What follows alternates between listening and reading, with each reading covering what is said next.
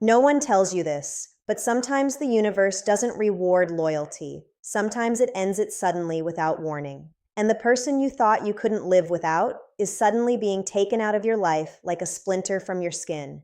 And before that happens, before the final break, the universe always leaves clues. Not one, not two, but three clear signs that a narcissist's time in your life is coming to an end. Emotional exhaustion is not ordinary tiredness, and it is not weakness. It is your nervous system telling you that it has been in a long state of survival. In these relationships, you are almost never allowed to simply exist. You are always watching their tone, timing, mood changes, and hidden expectations. You replay talks in your head, wondering what you said wrong, what you should have said differently, and how to avoid the next emotional problem. Over time, this constant alertness drains you deeply. You may notice that even normal talks with them feel heavy, like a weight on your chest, and the idea of spending time with them feels tiring before it even starts. This exhaustion often shows up as low motivation, fuzzy thinking, emotional numbness, or a strong need to pull away. You may start canceling plans, sleeping more, or wanting quiet time. This is not laziness. It is your body trying to create space when your mind has been trained to stay close. Narcissistic relationships demand constant effort with very little emotional return. You give empathy, reassurance, patience, and understanding while receiving confusion, criticism, or conditional love. Eventually, the imbalance becomes too much to handle. What makes this sign so important is that it goes past denial. You can explain away their actions, you can excuse their words, but you cannot argue with a body that no longer has the energy to keep going. Emotional exhaustion takes away your ability to pretend everything is okay. You may notice that you no longer have the strength to defend them to others or to defend the relationship to yourself. Even small requests from them feel too much, and their presence starts to feel like a duty rather than a real connection.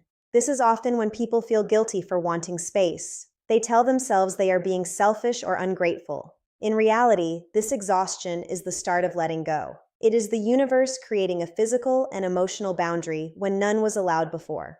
When your energy starts pulling back on its own, it means the situation has already crossed a line your system will no longer accept.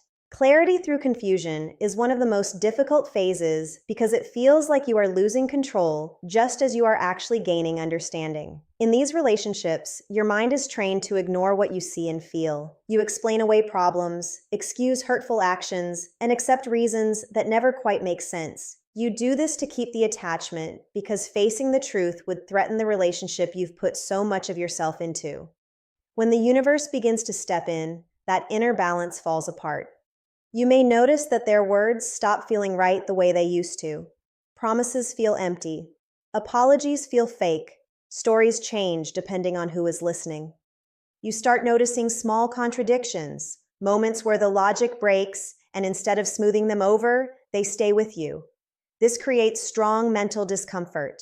You feel confused, mixed up, even worried, because the version of reality you were holding can no longer stay together. This is not madness. This is mixed feelings coming up instead of being pushed down. During this phase, many people describe feeling foggy, yet more aware at the same time. You question yourself often, but the questions are different now. Instead of asking, "What did I do wrong?" you start asking, "Why does this keep happening?" Or "Why do I always feel like this after spending time with them?" The confusion is not the problem. The confusion is the opening. It forces your brain to slow down and look at patterns rather than excuses. This sign often comes with emotional unease. You may feel unsettled without knowing why, restless around them, or emotionally distant even when things appear calm on the surface. The relationship starts to feel unreal, like you're watching it from the outside. This is your view adjusting. You are no longer fully lost in the story they created. What makes this stage painful is that clarity does not arrive as relief. It arrives as a shakeup. The universe removes the blindfold before it removes the person. You are made aware before you are set free. And once you start seeing the gaps between what is said and what is done, your mind cannot unsee them, even when part of you wishes it could return to the comfort of not knowing. Escalation is often the most confusing because it happens at the exact moment you are starting to pull away. When a narcissistic person senses a loss of control, even without realizing it, their behavior gets stronger. This is not by chance. These relationships are built on control, attention, and emotional access. When your energy begins to withdraw, the system they relied on to feel strong is threatened, and the response is to apply more pressure. You may notice sudden increases in criticism, sarcasm, or emotional coldness. Things you were once forgiven for are now used against you. Old mistakes are brought up. Boundaries are mocked, and your reactions are examined closely. In some cases, the escalation looks like the opposite. Too much affection, big apologies, promises of change, or sudden openness meant to pull you back in. Both forms serve the same purpose, to regain emotional control and reset the old pattern. What makes this sign so upsetting is that it often triggers self-doubt. You may think the relationship is falling apart because you are changing, because you are being difficult, or because you asked for too much. In reality, the escalation is a response to your growing independence. You are no longer as reactive, as eager to please, or as easily controlled. The narcissistic system detects this shift before you fully understand it yourself. During this phase, the environment often becomes chaotic. Arguments get bigger faster. Calm talks feel impossible. You may feel like you are constantly being pushed into emotional reactions you no longer recognize as your own. This is on purpose. Emotional chaos keeps you off balance and easier to control. When it stops working, the intensity increases. This is also when the mask slips most clearly. The entitlement, the lack of care, the need to win rather than understand becomes harder to ignore. You may feel shocked by how far they are willing to go to avoid taking responsibility or losing control. The escalation is not a sign that the relationship can be fixed. It is proof that the situation is unsustainable. When the universe is preparing to remove someone from your life, it often allows you to see the full extent of what you were living through. The escalation shows the truth without filters. It shows you who they are when their power fades and when your agreement is no longer sure. Your intuition becomes louder and more persistent, even if you spent a long time ignoring it. In these relationships, intuition is often the first thing to be quieted. You are taught in small or direct ways not to trust your reactions, not to trust your memory, not to trust your feelings. Over time, you learn to check with the other person instead of your own inner sense. You check their mood before checking your own. You look to their reactions to decide what is real. This disconnect from intuition is not by accident. It is needed for the control to continue. When the universe begins to prepare for removal, that inner voice starts pushing back. It does not arrive as confidence. It arrives as discomfort, a tight feeling in your chest, a sense of worry before talks, a quiet but steady feeling that something is wrong. Even when nothing obvious is happening, you may not be able to explain it clearly, and that can make it easy to dismiss. But it keeps returning stronger each time you ignore it. You may notice that your body reacts before your mind does. Your stomach drops when they call. You feel tense when they enter the room. You feel relief when they are gone. These are not random reactions. They are your nervous system, processing information your conscious mind was trained to ignore. Intuition is not dramatic. It is repetitive. It shows up in patterns, not single moments. This stage is unsettling because intuition often goes against the story you have been telling yourself. You may think they didn't say anything wrong, yet feel deeply unsettled, or they apologized, yet feel no sense of safety. This gap between logic and inner knowing creates inner conflict. But unlike earlier stages, you no longer automatically side against yourself. You start listening even if it scares you.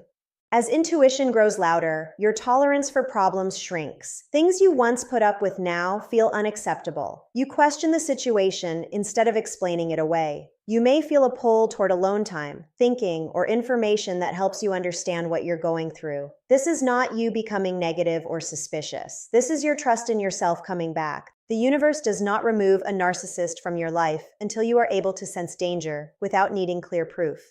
When intuition returns, it is a sign that your internal guide is coming back online. And once you reconnect with that voice, staying in the same situation becomes increasingly impossible because your system no longer works with denial. External disruptions begin to show what you have been downplaying. These disruptions can look normal on the surface, but their timing and effect are special. A conversation you accidentally overhear, a comment from a stranger, a pattern pointed out by a friend, or even a piece of content that matches your experience too closely to ignore. These moments hit differently because they go past your usual defenses. They don't feel like attacks, they feel like mirrors. In these relationships, isolation is often quiet. You may not be cut off from others completely, but your view is shaped in a way that makes outside input feel unimportant or threatening. You are trained to believe that no one else understands the relationship like you do. When the universe steps in, it brings in outside views that break that closed loop. Suddenly, someone says exactly what you have been feeling but never said out loud. Or you see your experience described with surprising accuracy and it hits you in the body before it reaches your mind. These disruptions often come when you are already emotionally tired and questioning things inside. That is not by chance. At this stage, you are finally open. Instead of dismissing what you hear, you pause, you think, you replay interactions with fresh eyes. What once felt normal now feels wrong. What once felt confusing now feels on purpose. The outside world starts confirming what your inner world has been trying to understand quietly. This can feel upsetting because it challenges the version of reality you've been holding. You may feel defensive at first, even angry because accepting the truth means accepting how much you went through. There may be sadness, embarrassment, or shame for not seeing it sooner. These reactions are normal, and they are part of the waking up process, not signs that the insight is wrong. As these disruptions continue, denial becomes harder to keep. You may notice that you stop protecting the narcissist's image when talking to others. You share more honestly. You listen instead of explaining. You start trusting the shared reality over the closed bubble you were living in. This is the universe widening your view so you can no longer be trapped within a story that only helped one person. Once outside reality matches your internal experience, the spell begins to break. You realize that what you were dealing with has a name, a pattern, and an effect that goes beyond you. And when truth is supported from both inside and outside, the situation loses its power because isolation can no longer survive in the presence of shared understanding. Their approval starts to lose its emotional hold on you, and this change can feel both unsettling and freeing at the same time. For a long time, their reactions likely carried huge weight. Praise felt like relief. Disapproval felt crushing. Your mood rose and fell based on how they treated you in any given moment. This is how the conditioning works. Your sense of worth becomes controlled from outside. When the universe begins preparing for removal, that system starts to fail. You may notice that their criticism no longer cuts as deeply as it once did. It still hurts, but it doesn't define you. Their silent treatment feels more annoying than devastating. Their approval feels empty instead of rewarding. You may even catch yourself thinking, "Why do I care what they think?" And that thought surprises you because for so long, caring felt automatic and uncontrollable. This is not emotional coldness. This is emotional independence beginning to grow. At this stage, the relationship often feels strangely empty. The drama that once kept you emotionally hooked loses its power. The highs don't feel as high, the lows don't feel as bad. This is deeply threatening to these relationships because they rely on emotional ups and downs to maintain control. When your emotional responses calm down, the bond weakens. You are no longer being held through fear or relief. This sign can trigger guilt and confusion. You may worry that you are becoming distant, selfish, or uncaring. In reality, you are becoming more balanced. Your nervous system is no longer seeking their approval as a survival need. You start grounding inside rather than reaching outward for permission to feel okay. This often happens along with a growing sense of self that exists apart from the relationship. You may reconnect with interests, values, or desires that had been set aside. As their approval loses power, so do their threats, manipulation, and emotional tricks. They may escalate to regain control, but inside, something has changed. You are no longer measuring your reality through their reactions. You begin to see that their approval was never steady, never truly earned, and never actually about you. This is a key turning point because these relationships cannot survive without emotional dependency. Once you stop building your self-worth around their responses, the situation starts collapsing from the inside. The universe does not remove someone from your life until you are no longer emotionally dependent on their approval. And when their opinion no longer feels like a judgment on your value, staying connected to them stops making emotional sense. You begin grieving the relationship while you are still in it. This grief is quiet and confusing because nothing has officially ended. yet something feels deeply finished. You may notice moments of sadness that don't seem tied to any specific event. A heaviness settles in when you imagine the future with them, not because you fear losing them, but because you sense that nothing will ever truly change. This is grief ahead of time, and it signals that your mind has already started letting go. In these relationships, hope is often the glue that keeps you attached. Hope that they will understand. Hope that this time will be different. Hope that your effort will finally be enough. When the universe prepares to remove someone from your life, that hope begins to fade, not dramatically, but slowly. You stop imagining a fixed future. You stop mentally practicing talks that might finally make them see you. Instead, you feel a quiet acceptance settling in. This is not giving up. It is facing reality. This grief can be mistaken for depression or emotional numbness. In truth, it is the mourning of an illusion. You are grieving the version of the relationship you believed in, not the one you were actually living. That is why the sadness feels strange and hard to explain. You may still care about them, yet feel emotionally distant. You may still be present physically, yet feel internally far away. This split is painful, but it is also protective. During this phase, you may find yourself pulling back emotionally without consciously deciding to. You share less, you expect less, you invest less energy into fixing or managing the situation. Not out of anger, but because something inside you understands that the emotional return is gone. Your system is saving energy for what comes next. What makes this sign so powerful is that grief creates closure before the end. By the time the relationship actually ends, whether by choice or circumstance, much of the emotional work has already happened. The shock is reduced because your mind has been preparing you quietly.